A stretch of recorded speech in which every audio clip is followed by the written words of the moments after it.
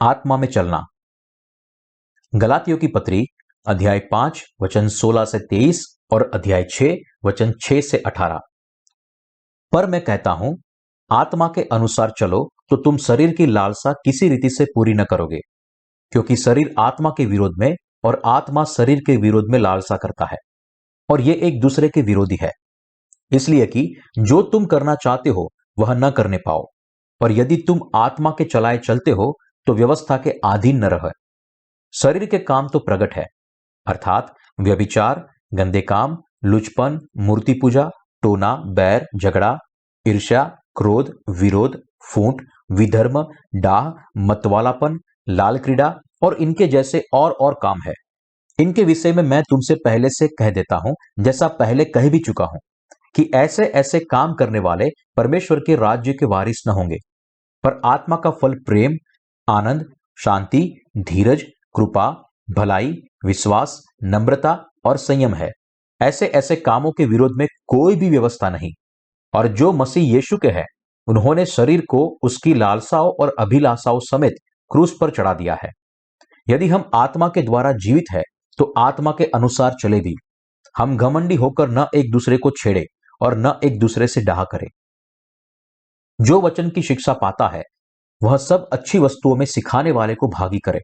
धोखा न खाओ, परमेश्वर ठट्ठों में नहीं उड़ाया जाता, क्योंकि मनुष्य जो कुछ बोता है वही काटेगा। क्योंकि जो अपने शरीर के लिए बोता है वह शरीर के द्वारा विनाश की कटनी काटेगा, और जो आत्मा के लिए बोता है वह आत्मा के द्वारा अनंत जीवन की कटनी काटेगा। हम भले काम करने में साहस न छोड़े, क्योंकि यदि हम ढीले ना हो तो ठीक समय पर कटनी काटेंगे। इसलिए जहां तक अवसर मिले हम सबके साथ भलाई करें, विशेष करके विश्वासी भाइयों के साथ। देखो, मैंने कैसे बड़े बड़े अक्षरों में तुमको अपने हाथ से लिखा है। जो लोग शारीरिक दिखावा चाहते हैं वे ही तुम्हारा खतना करवाने के लिए दबाव डालते हैं, केवल इसलिए कि वे मसीह के क्रूस के कारण सताए न जाए। क्योंकि खतना करवाने वाले स्वयं तो व्यवस्था पर नहीं चलते, पर तुम्हारा खतना इसलिए करवाना चाहते हैं कि तुम्हारी शारीरिक दशा पर घमंड करें। पर ऐसा न हो कि मैं अन्य किसी बात का घमंड करूं, केवल हमारे प्रभु यीशु मसीह के क्रूस का, जिसके द्वारा संसार मेरी दृष्टि में और मैं संसार की दृष्टि में क्रूस पर चढ़ाया गया हूं। क्योंकि न खतना और न खतना रहित कुछ है, परंतु नई सृष्टि। जितने इस नियम पर चलेंगे उन पर और परमेश्वर के इज़राइल पर शांति और दया होती रहे। आगे को कोई मुझे दुख न दे, क्योंकि मैं यीशु के दागों को अपनी देह में लिए फिरता हूं। हे भाइयों, हमारे प्रभु यीशु मसीह का अनुग्रह तुम्हारी आत्मा के साथ रहे। आमीन। हमें पवित्र आत्मा में चलने के लिए क्या करना चाहिए? हमें खूबसूरत सुसमाचार का प्रचार और अनुसरण करना है। प्रेरित पौलुस ने गलातियों की अपनी पत्री में पवित्र आत्मा के बारे में लिखा है। गलातियों की पत्री अध्याय 5 वचन 13 से 14 में लिखा है कि भाइयों, तुम स्वतंत्र होने के लिए बुलाए गए हो, परंतु ऐसा न हो कि यह स्वतंत्रता शारीरिक कामों के लिए अवसर बने, वरन प्रेम से एक दूसरे के दास बनो। क्योंकि सारी व्यवस्था इस एक ही बात में पूरी हो जाती है कि तू अपने पड़ोसी से अपने समान प्रेम रख। पर यदि तुम एक दूसरे को दांत से काटते और फाड़ खाते हो तो चौकस रहो कि एक दूसरे का सत्यानाश न कर दो। संक्षिप्त में संदेह यह है कि जब से हम सुसमाचार पर विश्वास के द्वारा बचाए गए हैं और हमारे पाप से मुक्त हुए हैं, तो फिर हमें इस स्वतंत्रता को दैहिक वासना में पड़ने का मौका नहीं बनाना है, लेकिन प्रेम से हमें एक दूसरों की सेवा करनी चाहिए और खूबसूरत सुसमाचार का अनुसरण करना चाहिए। जब परमेश्वर ने हमें हमारे सारे पापों से बचाया है तो हमें सुसमाचार का प्रचार करना चाहिए। पौलुस ने भी कहा है गलातियों की पत्री अध्याय 5 वचन 15 में, पर यदि तुम एक दूसरे को दांत से काटते और फाड़ खाते हो तो चौकस रहो कि एक दूसरे का सत्यानाश न करो। पवित्र आत्मा से भरने के लिए आत्मा में चले। गलातियों की पत्री अध्याय 5 वचन 16 में पौलुस कहता है, पर मैं कहता हूं, आत्मा के अनुसार चलो तो तुम शरीर की लालसा किसी रीति से पूरी न करोगे। और वचन 22 से 26 में वह कहता है, पर आत्मा का फल प्रेम, आनंद, शांति, धीरज, कृपा, भलाई, विश्वास, नम्रता और संयम है। ऐसे ऐसे कामों के विरोध में कोई भी व्यवस्था नहीं। और जो मसीह यीशु है, उन्होंने शरीर को उसकी लालसाओं और अभिलाषाओं समेत क्रूस पर चढ़ा दिया है। यदि हम आत्मा के अनुसार जीवित है तो आत्मा के अनुसार चले भी। हम घमंडी होकर न एक दूसरे को छेड़े और न एक दूसरे से डाह करें। यहां पौलुस हमें कहता है कि यदि हम आत्मा में चले तो हम आत्मा के फल लाएंगे। आत्मा में चलने के लिए हमें पवित्र आत्मा की जरूरत है, लेकिन हम शरीर में भी जी रहे हैं। हम मनुष्य जाति शरीर के साथ जन्मे हैं, जो कभी भी आत्मा के फल नहीं दे सकता। यहां तक कि यदि हम आत्मा में चलने की कोशिश करें, हमारा स्वभाव नहीं बदल सकता। इसीलिए केवल जिन्होंने खूबसूरत सुसमाचार में विश्वास करने के द्वारा पवित्र आत्मा का अंतर्निवास पाया है, वे ही आत्मा में चल सकते हैं और आत्मा के फल दे सकते हैं। जब बाइबल हमें आत्मा में चलने के लिए कहता है, इसका मतलब है कि हमें खूबसूरत सुसमाचार का प्रचार करना चाहिए, जिससे दूसरे लोगों के पाप माफ हो सके। यदि हम इस खूबसूरत सुसमाचार के लिए जी रहे हैं, तो हम आत्मा के फल लाएंगे। दूसरे शब्दों में, यह मनुष्य के स्वभाव को बदलने की बात नहीं है। अब हम इस खूबसूरत सुसमाचार के साथ चलते हैं। हम पवित्र आत्मा के फल लाते हैं, जैसे कि प्रेम, आनंद, शांति, धीरज, कृपा, भलाई, विश्वास, नम्रता और संयम। आत्मा के फल दूसरों को उनके पापों से बचाने में और उन्हें अनंत जीवन पाने में हमारी मदद करता है। दैहिक वासना बनाम आत्मा की इच्छा। पौलुस कहता है गलातियों की पत्री अध्याय 5 वचन 17 में, क्योंकि शरीर आत्मा के विरोध में और आत्मा शरीर के विरोध में लालसा करता है, और ये एक दूसरे के विरोधी है, इसलिए कि जो तुम करना चाहते हो वह न करने पाओ। जब से हम जिन्होंने छुटकारा पाया है, तब से दैहिक वासना और आत्मा साथ में धारण किया है। यह दोनों चीजें एक दूसरे के खिलाफ में है। परिणाम स्वरूप दोनों में से कोई भी हमारे दिल को पूरी रीति से नहीं भर सकते। आत्मा हमें हमारे दिल की गहराई से खूबसूरत सुसमाचार का प्रचार और प्रभु की सेवा के लिए अगुवाई करता है। वह हमें आत्मिक कार्यों में जुड़ने के लिए उत्सुक बनाता है। यह हमें परमेश्वर का खूबसूरत सुसमाचार प्रचार करने के द्वारा दूसरों को बचाने में हमारी मदद करता है। लेकिन दूसरी तरफ हमारी इच्छा दैहिक वासनाओं को उत्तेजित कराती है, और जिससे हम आत्मा में चल सके। यह आत्मा और दैहिक पाप के बीच में अनंत लड़ाई है। जब कोई व्यक्ति दैहिक वासना से भर जाता है, तब वह देह के लिए प्रतिबंध करने के द्वारा अनंत बाबत करता है। देह आत्मा के विरुद्ध अपनी इच्छा बनाता है। वह एक दूसरे के खिलाफ में है, इसलिए हम वो कार्य नहीं करते जो हम चाहते हैं। तो फिर आत्मा में चलने के लिए क्या जरूरी है, और किस प्रकार की चीजें परमेश्वर को प्रसन्न करती है? परमेश्वर कहता है कि खूबसूरत सुसमाचार का प्रचार और अनुसरण करना आत्मा में चलना है। जिनके पास पवित्र आत्मा का अंतर्निवास है, उनको परमेश्वर का आत्मा में चलने का हृदय होता है, जिसने वे आत्मिक जीवन की अगुवाई कर सके। आत्मा में चलने के द्वारा आत्मा के फल लाने की आज्ञाएं जो परमेश्वर ने हमें दी थी, वह खूबसूरत सुसमाचार का प्रचार करके दूसरों को बचाने के लिए हमारे लिए परामर्श और आदेश था। पवित्र आत्मा में चलने का मतलब है ऐसा जीवन जीना जो परमेश्वर को प्रसन्न करे। आत्मा में चलने के लिए सबसे पहले हमारे अंदर पवित्र आत्मा का अंतर्निवास होना चाहिए। यदि हम पवित्र आत्मा पाना चाहते हैं जो हमारे अंदर रहता है, तो सबसे पहले हमें परमेश्वर ने दिया हुआ खूबसूरत सुसमाचार पर विश्वास करना पड़ेगा। यदि हम अपने दिल की गहराई से खूबसूरत सुसमाचार पर विश्वास नहीं करते हैं, तो हम ना तो पवित्र आत्मा का अंतर्निवास पा सकते हैं और न तो पाप से उद्धार पा सकते हैं, जिसका मतलब है कि हम आत्मा में चलने के लिए सक्षम नहीं बनेंगे। आत्मा हमें खूबसूरत सुसमाचार पर प्रचार करने की, प्रभु की सेवा करने की और परमेश्वर की महिमा करने की इच्छा देता है। यह इच्छा ऐसे हृदय से आती है जो परमेश्वर के प्रति और जगत में खूबसूरत सुसमाचार प्रचार करने के लिए समर्पित हो। यह ऐसे हृदय से भी आती है जो किसी भी कीमत पर खूबसूरत सुसमाचार प्रचार करने के लिए तैयार है। जो लोग खूबसूरत सुसमाचार में विश्वास करते हैं और अपने पापों की माफी पाने के बाद पवित्र आत्मा पाया है, वह आत्मा में चलने के लिए और खुद को सुसमाचार प्रचार करने के लिए समर्पित करने के लिए सक्षम बनता है। यह ऊपर से उसके लिए आत्मिक विरासत है। जिनके अंदर पवित्र आत्मा का अंतर्निवास होता है, वे पवित्र आत्मा की आज्ञा का पालन करते हैं और आत्मा में चलते हैं, भले ही उनके अंदर दैहिक वासना क्यों ना हो, क्योंकि पवित्र आत्मा उनके अंदर बसता है। पौलुस ने कहा, आत्मा में चलो। यह कहने का उसका मतलब था कि हमें पानी और आत्मा के खूबसूरत सुसमाचार का प्रचार करना है, जो यीशु ने हमें दिया है, जिससे हम दूसरों को उनके पाप माफ होने के लिए मदद कर सके। कभी कभी आत्मा में चलते समय हम देह के मुताबिक चलते हैं। दैहिक वासना और पवित्र आत्मा की इच्छा हमारे जीवन में युद्ध करते हैं, लेकिन हमें स्पष्ट रूप से जो जानने की और पहचानने की जरूरत है वो यह है कि जिनके अंदर पवित्र आत्मा का अंतर्निवास है वे आत्मा के अनुसार चलने का जीवन जीते हैं। केवल इसी तरीके से हम परमेश्वर की आशीषों से भरा जीवन जीने के लिए सक्षम बनते हैं। यदि जिन्होंने पवित्र आत्मा का अंतर्निवास पाया है वे लोग आत्मा के फल देने से इनकार कर दे तो वह देह के पाप देने के द्वारा नाश होंगे। उनके फल नाशवंत और तुच्छ है। यहां हमारे लिए पवित्र आत्मा में चलने के लिए एक कारण है। हमने सुना कि आत्मा में चलो, लेकिन हम में से कुछ लोग शायद ऐसा सोचेंगे, जब मैं खुद के अंदर पवित्र आत्मा को महसूस नहीं करता हूं तो मैं यह कैसे कर सकता हूं। हम में से कुछ लोग सोचेंगे कि यदि पवित्र आत्मा परमेश्वर हमें हमारे पास आकर बता करता है तभी हम पवित्र आत्मा का अंतर्निवास पहचान सकते हैं, लेकिन यह गलत फहमी है। पवित्र आत्मा हमें पानी और आत्मा के खूबसूरत सुसमाचार के लिए जीवन जीने की इच्छा देता है। शायद कभी ऐसा भी होगा कि हमें निश्चित होगा कि पवित्र आत्मा हमारे अंदर है, लेकिन हम उसको एहसास नहीं कर पाएंगे क्योंकि देह के मुताबिक हम चलते हैं। कुछ लोग शायद यह भी सोचेंगे कि वह हमारे अंदर सो रहा है।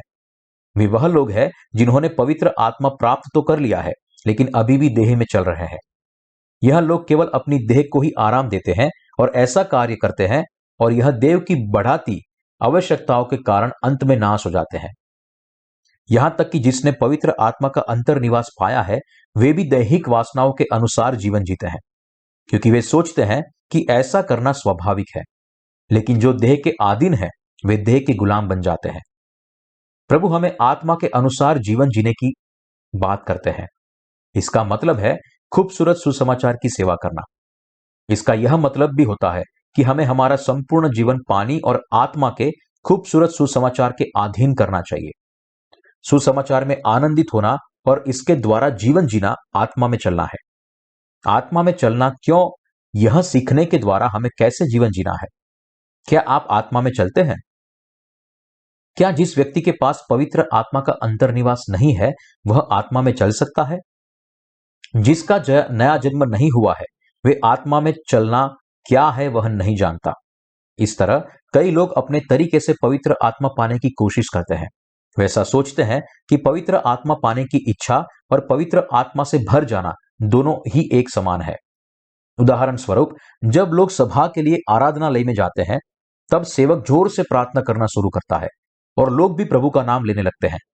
कई लोग अन्य भाषा में बोलते हैं जैसे कि वे पवित्र आत्मा से भर गए हैं, लेकिन कोई भी नहीं, यहां तक कि वे खुद भी नहीं जानते कि वे क्या बोल रहे हैं। इस दौरान कुछ लोग जमीन पर गिर जाते हैं और उनके शरीर आनंद से हिलने लगते हैं। वास्तव में वे दुष्टता से ग्रसित होते हैं, लेकिन वे सोचते हैं कि उन्होंने पवित्र आत्मा पाया है। उसके बाद बड़ा हंगामा होता है जब लोग चिल्लाते हैं, प्रभु प्रभु। वे प्रभु का नाम लेते हैं, आंसू बहाते हैं और अपने हाथों से तालियां बजाते हैं। इस घटना को पवित्र आत्मा से भर जाना कहते हैं। सेवक वेदी के पास खड़ा होकर जोर जोर से अन्य भाषा में बोलता है और लोग भी जोर से प्रभु प्रभु चिल्लाते हैं। उनको इस तरह का माहौल पसंद है और कुछ लोग तो कहते हैं कि जब वे बेहोश थे तब उन्होंने दर्शन में एक एदन वाटिका में भले और बुरे के ज्ञान का पेड़ और यीशु का चेहरा देखा।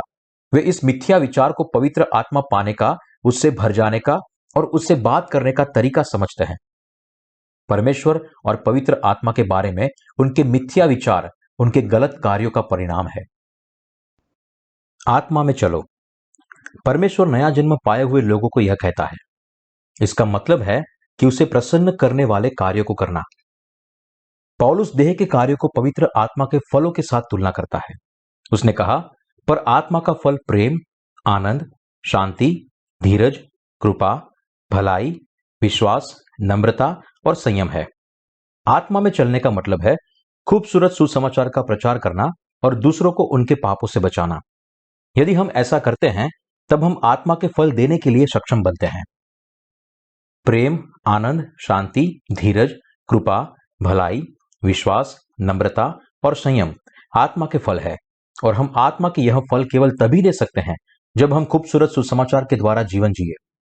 यदि कोई व्यक्ति खूबसूरत सुसमाचार का प्रचार करता है, इसके लिए खुद को बलिदान करना है, तो वह पवित्र आत्मा से भरा आत्मिक जीवन जी सकता है। आत्मा के फल की तरह भलाई का मतलब है अच्छे कार्यों को करना। इसका मतलब सदाचार भी है। खूबसूरत सुसमाचार के लिए सदाचार को बनाए रखना और दूसरों के फायदे के लिए कुछ करना भलाई है। परमेश्वर की दृष्टि में सबसे बड़ी भलाई दूसरों के फायदे के लिए सुसमाचार का प्रचार करना, और कृपा का मतलब है लोगों के लिए तरस से भर जाना। जो दूसरों के प्रति दयालु है वह सुसमाचार की धीरज और कृपा से सेवा करता है और शांति स्थापित करता है। जो आत्मा में चलता है वह प्रभु के कार्य को पूरा होते हुए देखकर खुश होता है। उसका कार्य करना अच्छा लगता है, दूसरों को प्रेम करता है और हर बात में वह विश्वास योग्य रहता है। हालांकि कोई भी उसे ऐसा करने के लिए बाध्य नहीं करता, फिर भी जिसके पास पवित्र आत्मा का अंतर्निवास है वह काम पूरे होने तक विश्वास योग्य रहता है। वह नम्र है और संयम को बनाए रखता है। उसके अंदर आत्मा के फल है। जिस व्यक्ति के अंदर पवित्र आत्मा है वह आत्मा में चलता है। यदि वह ऐसा करता है केवल तभी वह पवित्र आत्मा के फल दे सकता है। यदि आप आत्मा में चले तो आप भी पवित्र आत्मा के फल दे सकते हैं, लेकिन यदि आप नहीं चलते तो आप दैहिक वासनाओं के साथ चलेंगे। गलातियों अध्याय 5 वचन 19 से 21 में वचन कहता है, शरीर के काम तो प्रकट है, अर्थात व्यभिचार, गंदे काम, लुचपन, मूर्ति पूजा, टोना, बैर, झगड़ा, ईर्ष्या, क्रोध, विरोध, फूट, विधर्म, डाह, मतवालापन, लीला क्रीड़ा और इनके जैसे और काम है। इनके विषय में मैं तुमसे पहले कह देता हूं, जैसा पहले कह भी चुका हूं, कि ऐसे ऐसे काम करने वाले परमेश्वर के राज्य के वारिस न होंगे। देह के कार्य स्पष्ट है। देह के कार्य, सबसे पहला कार्य व्यभिचार है, जिसका मतलब है विपरीत लिंग के साथ अनैतिक संबंध रखना। दूसरा है गंदे काम, तीसरा है लुचपन, चौथा है लीला क्रीड़ा, जिसका मतलब है वासना से भरा हुआ। पांचवा है मूर्ति पूजा, जिसका मतलब है परमेश्वर को छोड़ मूर्ति की सेवा करना। छठवां है टोना, सातवां है बैर। यदि व्यक्ति पवित्र आत्मा के बगैर देह के अनुसार चले तो वह केवल अपने पापी स्वभाव के अनुसार दूसरों के प्रति बैर रखेगा। आठवां है झगड़ा, इसका मतलब है हमारे मित्र या परिवार के साथ झगड़ा करना। दूसरे हैं ईर्ष्या, क्रोध और विरोध। यह सब देह से चलने वाले व्यक्ति के गुण है। 10वां है विरोध। जब व्यक्ति केवल अपने देह के अनुसार चलता है तो उसके लिए कलीसिया के कार्य करना असंभव हो जाता है और धीरे धीरे वह अपनी इच्छाओं से कलीसिया को छोड़ देगा। 11वां है विधर्म। जो देह में चलता है वह अपनी इच्छा को पूरा करता है, लेकिन परमेश्वर की इच्छा से जीवन बिल्कुल अलग है और वह धीरे धीरे खूबसूरत सुसमाचार से दूर चला जाता है। विधर्म का मतलब है बाइबल के सत्य से अलग हो जाना। जो कोई भी परमेश्वर के वचन पर विश्वास करता है और आत्मा में चलता है वह कभी भी परमेश्वर की इच्छा से दूर नहीं होगा। डाह, मतवालापन, लीला क्रीड़ा और इनके जैसे सभी देह के कार्य है। जो केवल देह के काम के अनुसार चलता है वह अंत में ये सारी चीज करता है। इसलिए प्रभु ने कहा है, आत्मा में चलो। हम जो नया जन्म पाए हुए हैं उन्हें आत्मा में चलना चाहिए। जो लोग नया जन्म नहीं पाए हैं उनके हृदय में केवल दैहिक वासना है, इसलिए वे लुचपन, गंदे काम, लीला क्रीड़ा और मूर्ति पूजा में हिस्सा लेते हैं। झूठे सेवक जिन्होंने नया जीवन नहीं पाया है वे अपने अनुयायियों से ज्यादा पैसे ऐंठने के लिए उन पर टोने का प्रयोग करते हैं। वे उन लोगों को कलीसिया में महत्व के और सच्चे पद पर जो ज्यादा पैसे देते हैं उनको रख देते हैं। जो लोग देह के अनुसार चलते हैं वे दूसरों के प्रति बैर रखते हैं। उन्होंने कलीसियाओं को अनेक पंथों में विभाजित कर दी है। वे अपने पंथ पर अभिमान करते हैं और दूसरों के पंथ को झूठ समझते हैं। ईर्ष्या, क्रोध, विरोध, फूट, विधर्म और डाह उनके हृदयों में होता है जिन्होंने नया जन्म नहीं पाया। यदि हम केवल देह के मुताबिक चलेंगे तो हम संतों के साथ भी ऐसा ही होगा। आत्मा नया जन्म पाए हुए लोगों में पवित्र आत्मा के फल लाता है। जिन्होंने नया जन्म पाया है उन्हें खूबसूरत सुसमाचार का प्रचार करने के लिए जीवन जीना चाहिए। जैसे कि हमारे लिए अकेले प्रभु का अनुसरण करना बहुत ही कठिन है, इसलिए हमें खूबसूरत सुसमाचार की सेवा का कार्य परमेश्वर की कलीसिया के साथ मिलकर करना चाहिए। हमें साथ मिलकर प्रार्थना करनी चाहिए और हमारी ऊर्जा ऐसे व्यक्ति बनने के लिए खर्च करनी चाहिए जो आत्मा के खूबसूरत सुसमाचार के अनुसार चलता हो। जो लोग आत्मा में चलते हैं वे पानी और आत्मा के सुसमाचार का प्रचार करने के लिए जीवन जीते हैं। दूसरे शब्दों में, देह अनुसार चलने का मतलब है केवल खुद के लिए जीवन जीना और आत्मा में चलने का मतलब है दूसरों की आत्मा बचाने के लिए कार्य करना। कई सारे मसीही इस तरह का खूबसूरत जीवन जीते हैं। वे दूसरों की भलाई के लिए जीवन को खर्च कर देते हैं। इस दुनिया में बहुत सारे लोग ऐसे भी हैं जिन्होंने खूबसूरत सुसमाचार को नहीं सुना है। हम अफ्रीका और एशिया के लोगों को प्रेम करते हैं। हम यूरोप और अमेरिका और दूर दरार के द्वीपों को भी प्रेम करते हैं। हमें पानी और आत्मा के खूबसूरत सुसमाचार की पहचान कराकर उनको हमारा प्रेम दिखाना चाहिए। हमें आत्मा में चलना चाहिए। इसके विरोध में कोई व्यवस्था नहीं है। गलातियों की पत्री अध्याय 5 वचन 22 और 23 में लिखा है, पर आत्मा का फल प्रेम, आनंद, शांति, धीरज, कृपा, भलाई, विश्वास, नम्रता और संयम है। ऐसे ऐसे कामों के विरोध में कोई भी व्यवस्था नहीं। क्या कोई व्यवस्था है जो इसके विरोध में हो? नहीं। यह आत्मा की व्यवस्था है जिसका हमें पालन करना है। पौलुस हमें आत्मा में चलने के लिए कहता है। जैसे हमारे प्रभु ने अपना जीवन हम पापियों के लिए दिया, हमें दूसरे लोगों को सुसमाचार प्रचार करना चाहिए। दूसरों को उनके पापों से बचाना आत्मा में चलना है। हमें आत्मा में चलना चाहिए।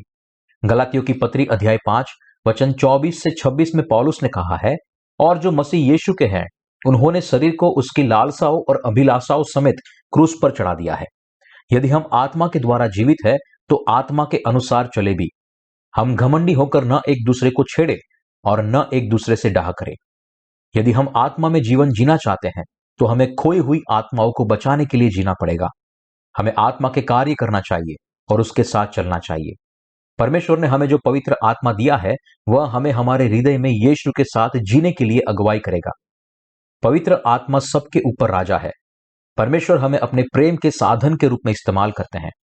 पौलुस ने कहा, और जो मसीह यीशु के हैं उन्होंने शरीर को उसकी लालसाओं और अभिलाषाओं समेत क्रूस पर चढ़ा दिया है। उसने यह भी कहा है कि जो लोग नया जन्म पाए हुए हैं वे यीशु मसीह के साथ मर चुके हैं। हम इस बात को नहीं समझते, लेकिन जब हम हमारे पापों की कीमत चुकाने के लिए मारा तब हम भी उसके साथ मर गए थे। दूसरे शब्दों में, यीशु मसीह को सूली पर चढ़ाया, उसका मतलब है आप और मैं क्रूस पर उनके साथ मर गए। हमारे अंदर विश्वास की जरूरत है। हमारा विश्वास आत्मा में चलने के लिए हमारी अगुवाई करता है। परमेश्वर ने हमें आत्मा में चलने के लिए सामर्थ दिया है। इसलिए हम जिनके पाप माफ किए गए हैं उन्हें आत्मा में चलना चाहिए।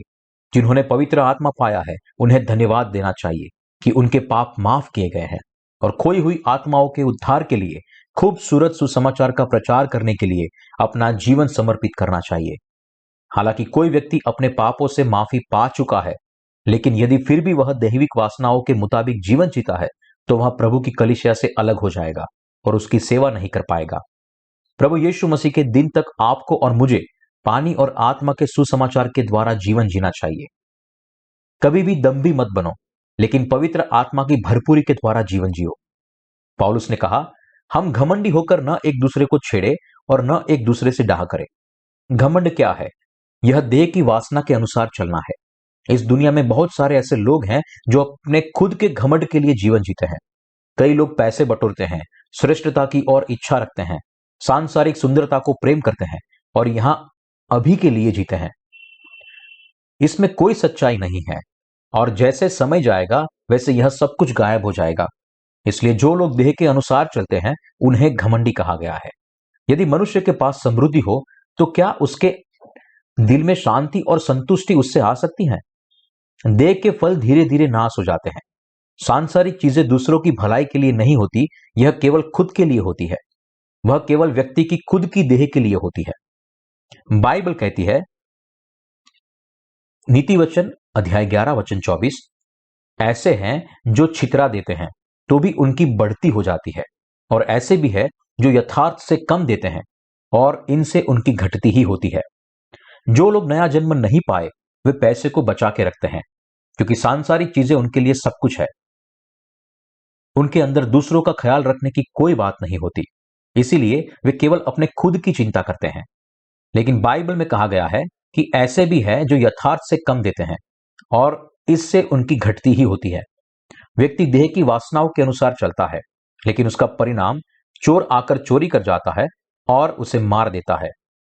यह सारा परिणाम घमंड की वजह से आता है। वे जिन्हें आत्मा की इच्छा का अनुसरण करना अच्छा लगता है। पौलुस आत्मा के अनुसार जीवन जीना चाहता था। उसने हमें परमेश्वर के वचन के द्वारा जीवन जीने के बारे में सिखाया है।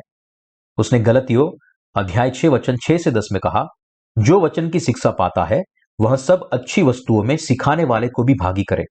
धोखा न खाओ, परमेश्वर ठट्ठों में नहीं उड़ाया जाता, क्योंकि मनुष्य जो कुछ बोता है वही काटेगा।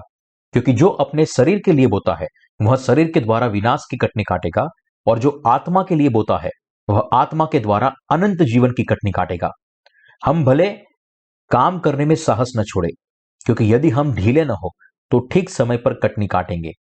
इसलिए जहां तक अवसर मिले हम सबके साथ भलाई करें, विशेष करके विश्वासी भाइयों के साथ। पौलुस ने उन लोगों को राय दी है जो परमेश्वर के वचन को जानते हैं, और कहा है कि सब अच्छी वस्तु में सिखाने वाले को भागी करे। सब अच्छी वस्तु का मतलब है कि आत्मा में चलने और सुसमाचार का प्रचार करके खोई हुई आत्मा को बचाकर नया जीवन जीने से परमेश्वर को प्रसन्न करना। जो लोग नया जन्म पा चुके हैं उन्हें जो लोग आत्मा में चलते हैं और सिखाते हैं उनके साथ जुड़ना चाहिए, क्योंकि उनके विचार प्रेम और न्याय एक जैसे ही होते हैं। सब वस्तु में सिखाने वाले को भागी करें। अच्छी वस्तु का मतलब है कि कलीसिया के द्वारा दूसरों को उनके पापों से बचाना। पौलुस ने हमें सब कुछ एक मन, एक प्रार्थना और एक मनन के साथ करने के लिए कहा है। हमें प्रभु का कार्य साथ में मिलकर करना चाहिए।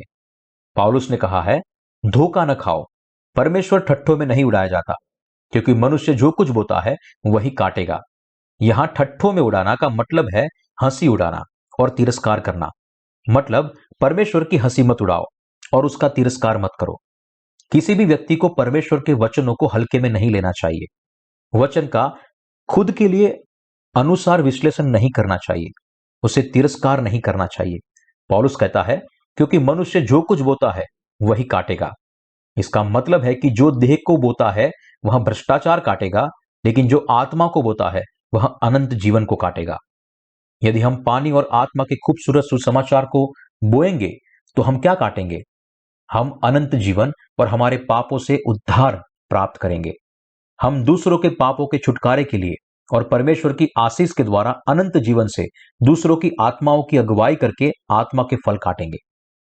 लेकिन जो लोग अपनी देह के अनुसार जीवन जीते हैं उनके बारे में क्या?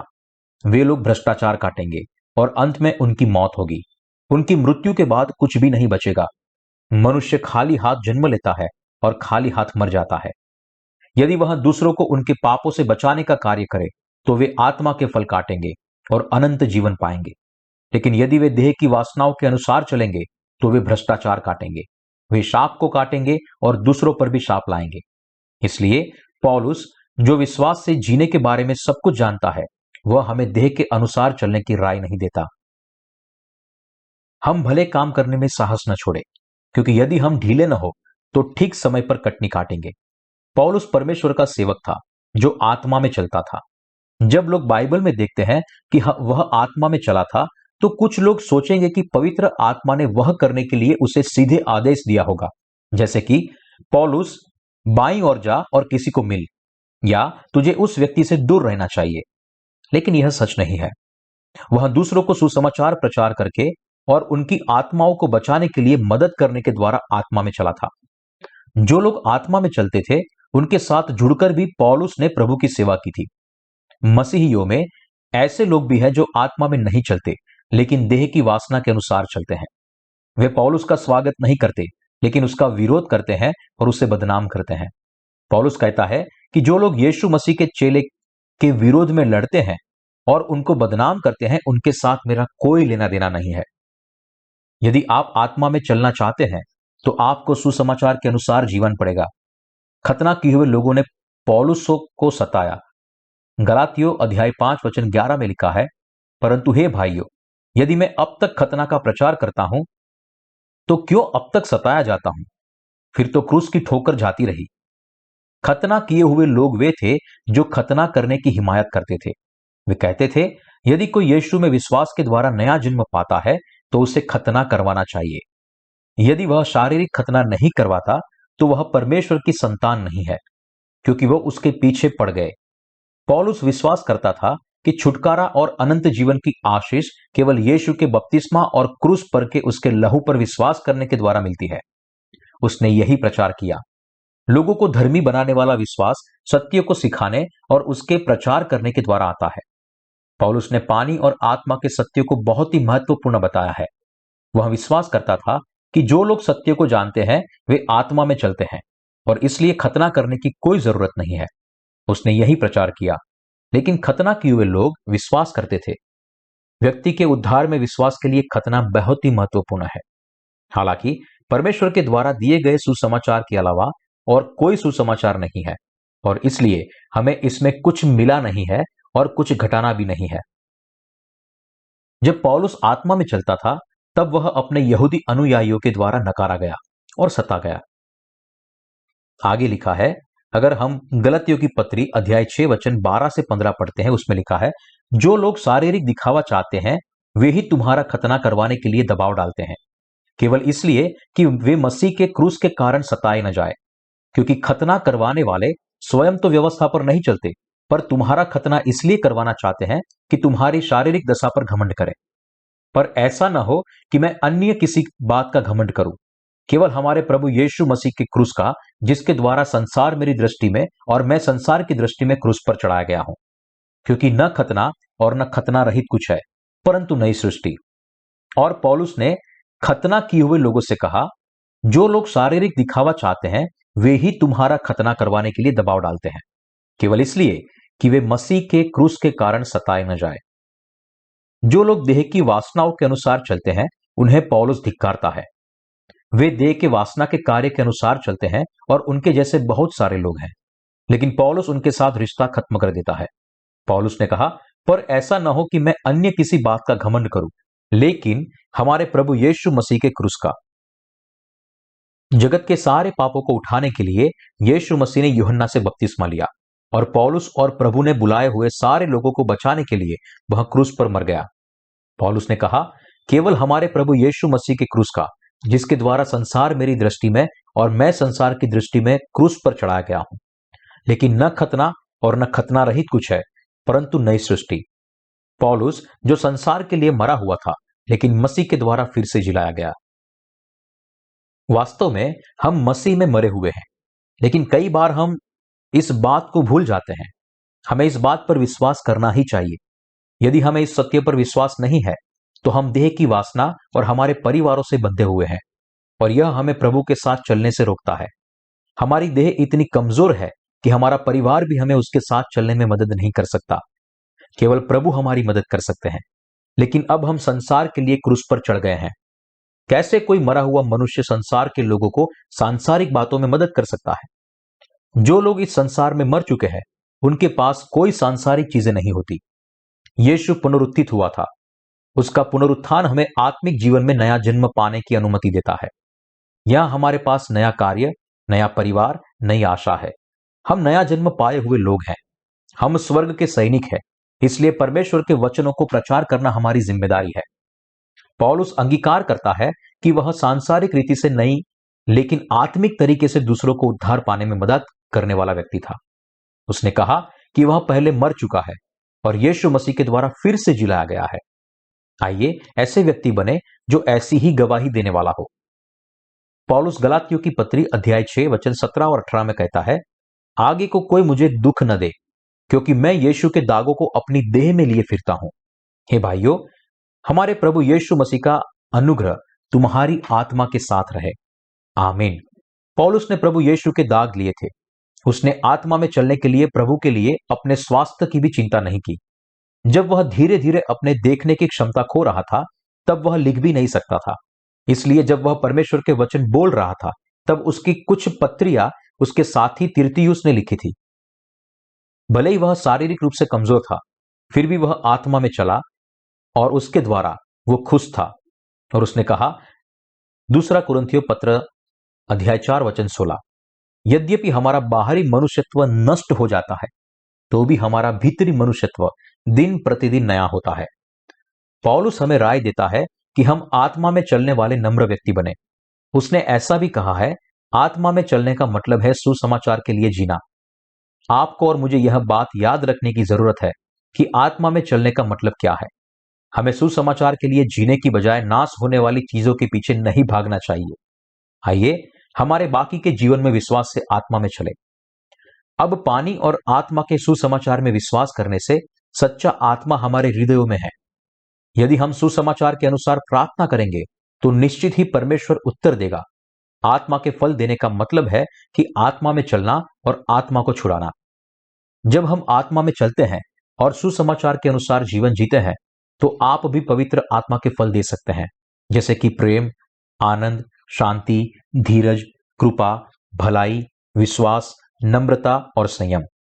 पानी और आत्मा के सुसमाचार का प्रचार करने के लिए हमें कष्ट उठाना पड़ेगा, सहनशील बनना पड़ेगा, कृपा का प्रयोग करना होगा और खोए हुए लोगों के लिए भलाई करनी होगी। पवित्र आत्मा के फल उनके जीवन में आते हैं जो खोए हुए लोगों को पवित्र आत्मा का अंतर्निवास प्राप्त करने के लिए भलाई करने और सुसमाचार का प्रचार करते हैं और उन्हें बचाते हैं। इसी के द्वारा आत्मा के फल पाए जा सकते हैं और आत्मा में चला जा सकता है।